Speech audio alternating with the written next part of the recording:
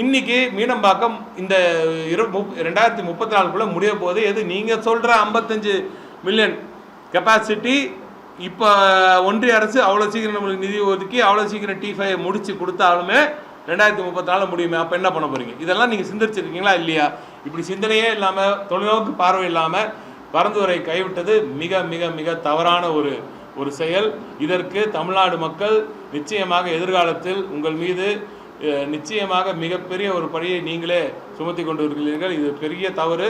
இதை கைவிட்டால் நாட்டுக்கும் மக்களுக்கும் தொழில் வளர்ச்சிக்கும் தமிழ்நாட்டு தொழில் வளர்ச்சிக்கும் நன்று. நிச்சயமாக ரீகன்சிடர் பண்ணும் மாண்பு முதலமைச்சர் அவர்கள்.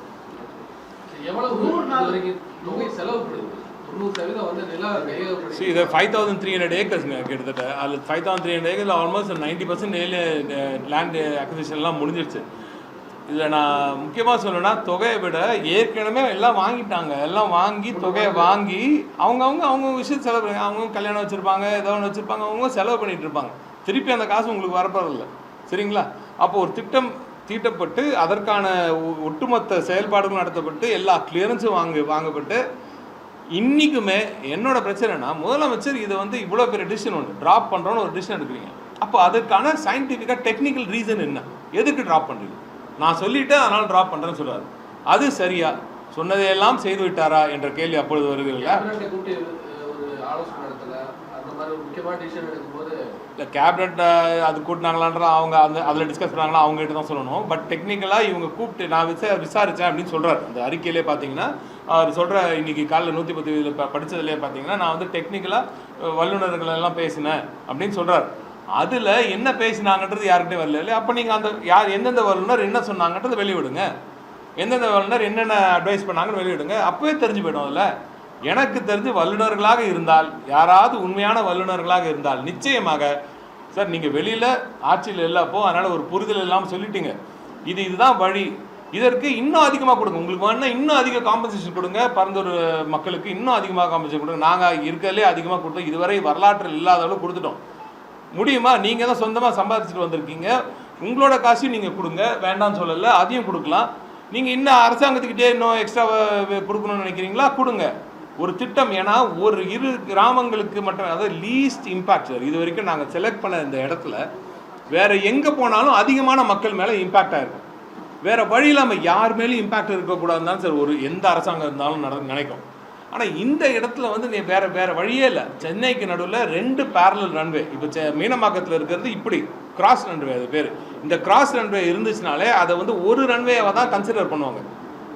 இன்டர்நேஷ்னல் ஏர்போர்ட்ஸ் ரெகுலேஷனில் இப்படி கிராஸ் ரன்வே, இப்படி ஒரு ரன்வே இருந்துச்சுன்னா அதை ஒரு ரன்வேவை தான் கன்சிடர் பண்ணுவாங்க. ஆக்டிவ் ரன்வேவாக இருக்காது. ஒரு ஆக்டிவ் ரன்வேவை தான் இருக்கும். இப்படி நம்மளுக்கு 1500 மீட்டர் இந்த 2 தள்ளி இருக்கிற 4770 மீட்டர்ஸ் லெங்த் இருக்கிற கோட் எஃப் ஏர்கிராஃப்ட் வரைக்கும் போகக்கூடிய ஒரு ஏர்போர்ட் தான் பரந்தூர் ஏர்போர்ட். இப்போ இருக்கிறது நம்மளுக்கு கோட் 4E தான் பண்ண முடியும். நீங்கள் அங்கே எஃப் வரைக்கும் போகலாம். நீங்கள் இன்ஃபேக்ட் இன்னும் ஃபியூச்சரில் இப்போ இருக்கிற ஏர்கிராஃப்ட்ஸ்லாம் விங் ஸ்பேன்லாம் அபவுட் 65 to 70 மீட்டர்ஸ் தான் வரும். 80 மீட்டர் அபவ் வரப்போது இனிமேல் ஃபியூச்சரில் லாங் டிஸ்டன்ஸ்லாம் வரும்ன்றதுக்காக அதை செலக்ட் பண்ணி அது வரைக்குமே ரன்வே இன்றைக்கே தாங்குற அளவுக்கு ரன்வே டிசைன் பண்ணோம் சார். பார்த்து செஞ்சுருக்கோம் சார்.